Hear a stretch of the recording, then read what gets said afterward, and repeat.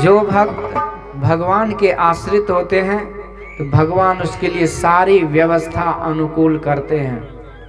पहले देखिए दूध दही मक्खन पर प्रतिबंध था, भगवान ने उसे मुक्त किया। सारे ब्रजवासी का दूध दही मक्खन मथुरा जाता था, भगवान ने रोक लगा दी है, यहीं रहो, यहीं खाओ पियो, जो बचेगा वो बाजार जाएगा। फल फूल पर रोक था तो दाऊ भैया ने उसे खत्म किया।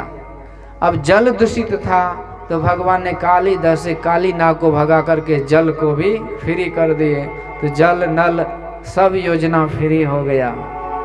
अब ब्रजवासी बड़े आनंद से भगवान की लीला कथा में लगे हुए हैं।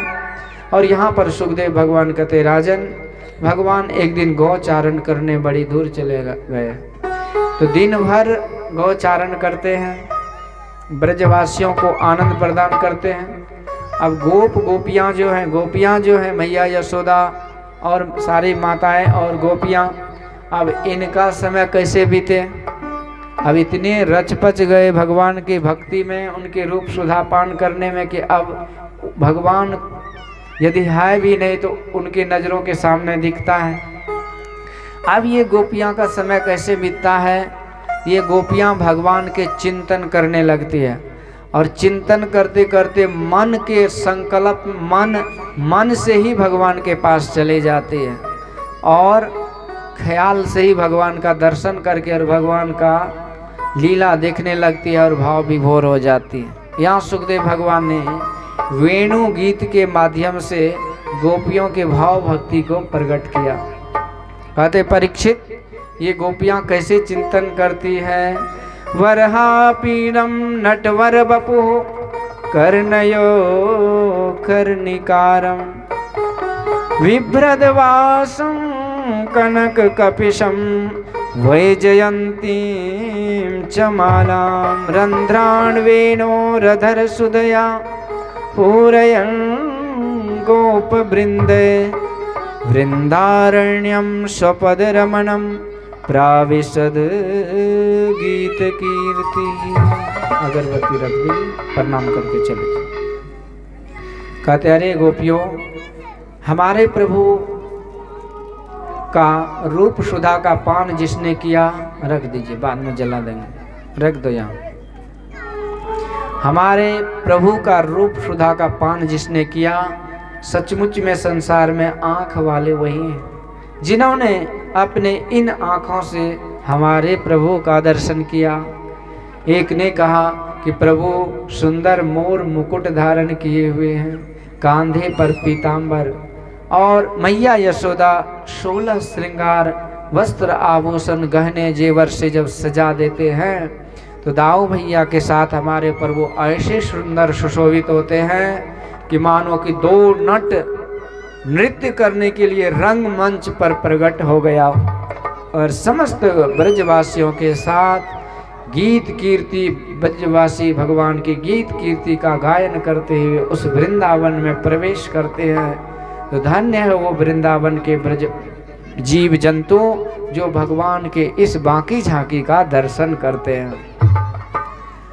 एक ने कहा कि देखो तो सही कि पक्षी खुली खुली आँखों से भगवान को निर्निमेष निहारते रहते हैं, और जब भगवान बांसुरी बजाते हैं तो ये बांसुरी की धुन तीनों लोकों में गुंजायमान हो जाता है। वहाँ तक जहाँ तक कि ये संसार है, स्वर्गलोक तक ये आवाज़ जाती है।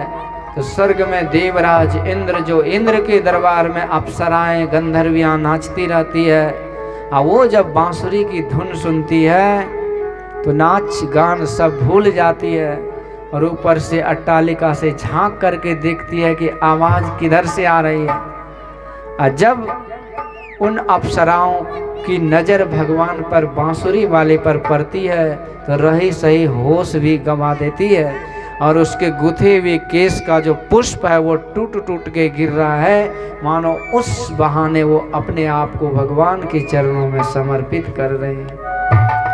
एक ने कहा उन स्वर्ग के अप्सराओं को छोड़ो, हमारे गोधन ये गौ बछड़े को देखो, जब हमारे प्रभु बांसुरी बजाते हैं, ये गौ माता कान को संभाल लेती है कि ध्यान से सुनने लगती है, और हृदय प्रदेश में वो बांसुरी का धुन जब जाता है तो इतनी प्रफुल्लित होते हैं कि अंग अंग उसका रोमांचित हो जाता है। ये बछड़े जब दूध पी रहा होता है और उसी समय बांसुरी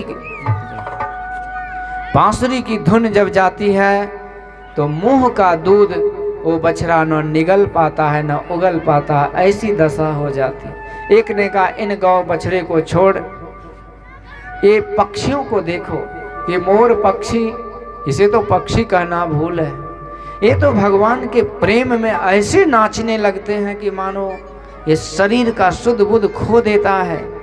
एक बार एक मोर पक्षी जब भगवान बांसुरी बजाने लगे, उस धुन पर खूब नाचा और नाचते नाचते बेहोश हो गया।